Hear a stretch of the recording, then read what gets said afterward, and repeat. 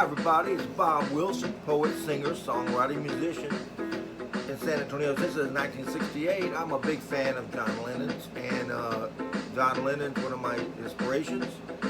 And of course, yesterday was his birthday. I've done a documentary on John Lennon. It's on YouTube right now. So I'm just gonna, I wrote the song yesterday called Very Talented John Lennon.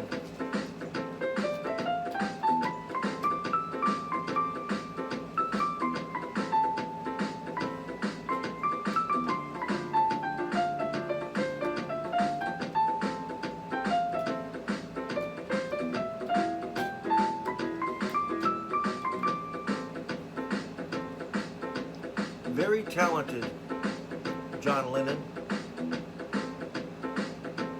He was the founder of the Beatles. I hope everybody knows that.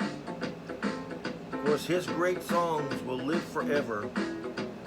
Very talented John Lennon.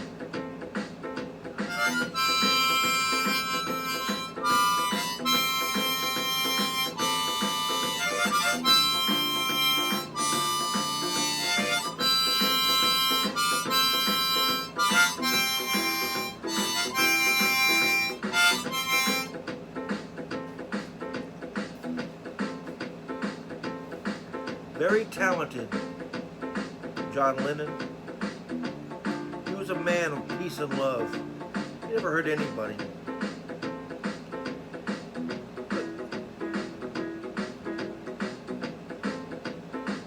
He was such a kind man. Very talented John Lennon. You know, John Lennon, he loved New York.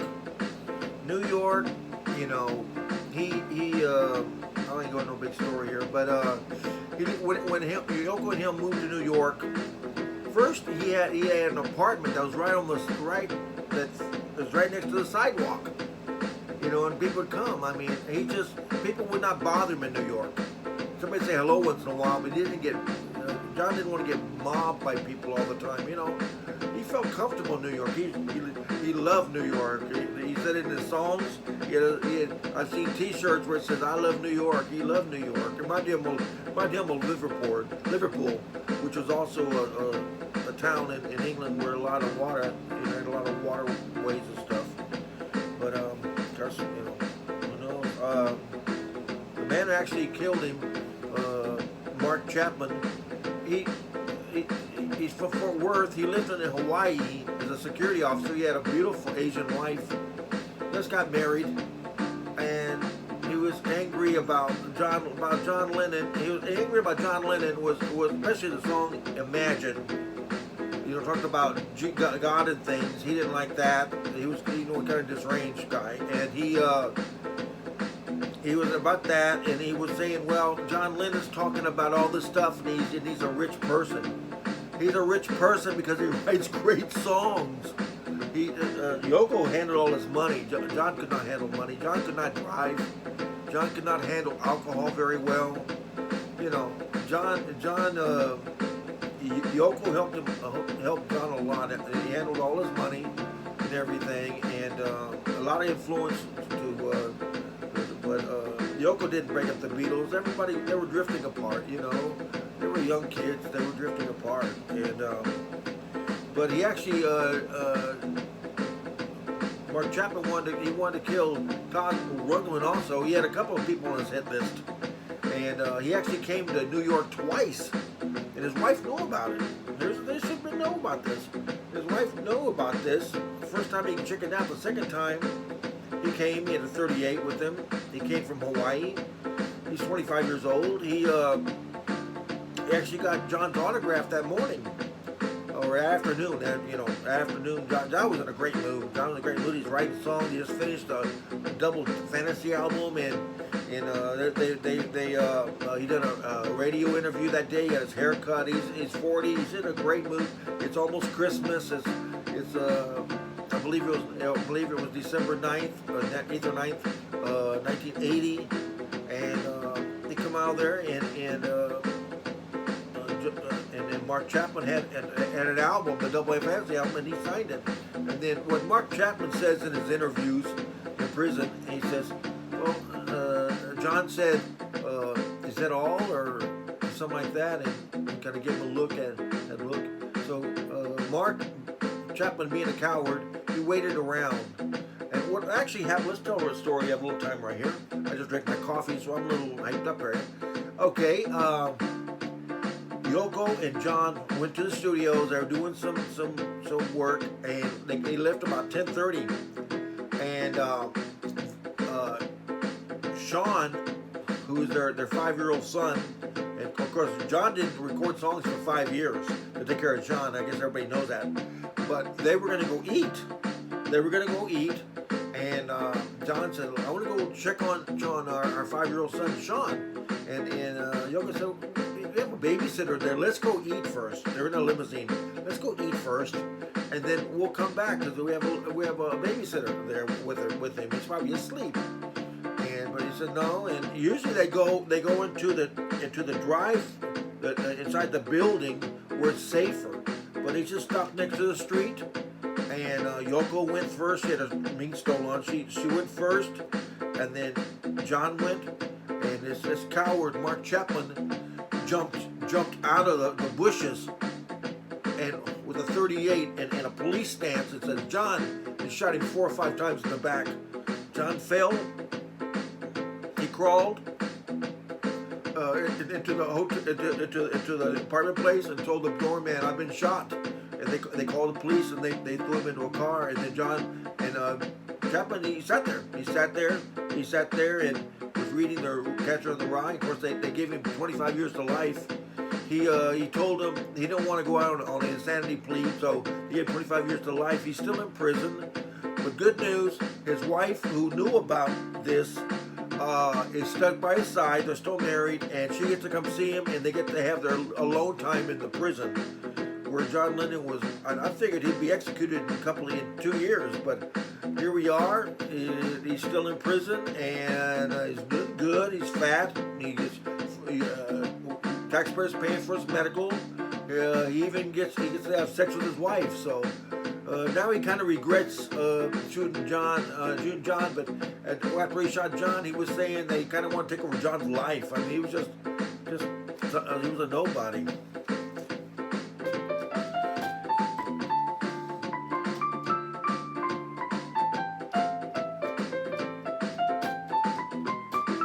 Y'all should check out my one I did. It says Secrets of John Lennon, 1940. That's when he was born, and I did a long lengthy on that. Okay. Very talented John Lennon. He was cut down in the prime of his life, but we'll never forget him. Just imagine. Very talented John Lennon. Here's the thing. There's lots of singers. There's lots of musicians. In fact, I'm trying to find me a good guitar player now. I wish I knew a good guitar player, because my guitar playing kind of sucks. I'm on keyboard, but it's the lyrics. It's hard finding people that can take a pen and paper and write things down like I do. I start with this. I did 4 songs yesterday. I'm interviewing a guitar player tomorrow. And if he can all he needs to do is just play a 6-string guitar and can play all kinds of melody. I write the songs on the spot, man. Okay, let's see. Here's my song. Very talented John Lennon. Very talented John Lennon, founder of the Beatles. He was. They were the Quarrymen. First, Paul McCartney came about 1956, and he joined the group. And then Paul told John, "Hey, my friend George can really play guitar." And they had an audition on top of a double-decker bus in Liverpool, and he got in there. Ringo Starr was actually a drummer, a session drummer. The other drummer they had was that good. And what happened with they were going to play in Germany, and the drummer couldn't make it, so Ringo Starr did it, and then he joined the group. Let me tell you what made the Beatles so successful. Let me tell you right now, kids, since I have nothing to do right now. It's just so successful. Not only their talents are for the songwriting ability of Lennon and McCartney was legendary. Even after John passed away, Paul still put Lennon and McCartney on his songs. you know. And George was upset because they wouldn't let him write songs. He only had one or two songs on everything, so I was a little upset there. But that it all came together. They all came together. Let me tell you, the Beatles' haircut. John inherited some money from his late uncle, and uh, John and Paul, they went to Paris and they got the haircut, which is the Beatle haircut. Then what helped them? They were playing in Liverpool, and Brian Epstein's parents own record companies, They own record shops throughout there. So he really liked them. He liked them, and he was a great manager. And he said, "We're gonna get you enough. We're gonna clean you up. You know, Ringo had a beard. Cut your beard. We're gonna clean you up. Put you in suits. You have a nice haircut, and we're gonna get you some polished songs here. When you get number one, we're gonna go to America. We're going to America as a number one song. You know, with the number one thing." And he was one of the reasons, but he died. Brian Epstein died in 1966 of a drug overdose, and from 66 to 70, they were still recording, but they were, you know, it wasn't the same. And then they had George Martin, who actually after the Beatles and George Martin was doing a lot of Paul McCartney songs. In fact, Paul McCartney and George Martin were doing songs back, I believe, in England or wherever they were doing them the day that John was assassinated. But George Martin, who never played rock or pop music before, they all learned together. And so that's what it was. It was the four talented guys, all talented. It was Brian Epstein who really helped them a lot. They didn't have to worry about booking places. He did all that stuff for him. Then he passed away, and they kind of drifted from '66. Yoko played some of it, but not. I can't blame Yoko for everything. But it was Yoko. They were upset that why Yoko had to be with John when they were recording, and then they had cameras. Cameras want to watch them record songs, and that really things. I'd hate to see that. Well, I do this on there, but it's just me. Now, if I get a guitar player, we're gonna do it on my thing, and then I'll just, you know, we won't do it live. We'll do it because we'll do that. Well, let me tell you what I wrote real fast here. Very talented John Lennon, founder of the Beatles. His great songs will live forever. We know that. Very talented John Lennon. Very talented John Lennon. Man of peace and love. Who was a kind man. Very talented John Lennon. Very talented John Lennon. Cut down the prime of his life, 40 years old, man. He was in good health, and he was just looking for the future. He was excited. He took 5 years off, and he was all the songs on. I watched a lot of documentaries. John wrote all the songs on the Double Fancy, the double album, in 3 weeks.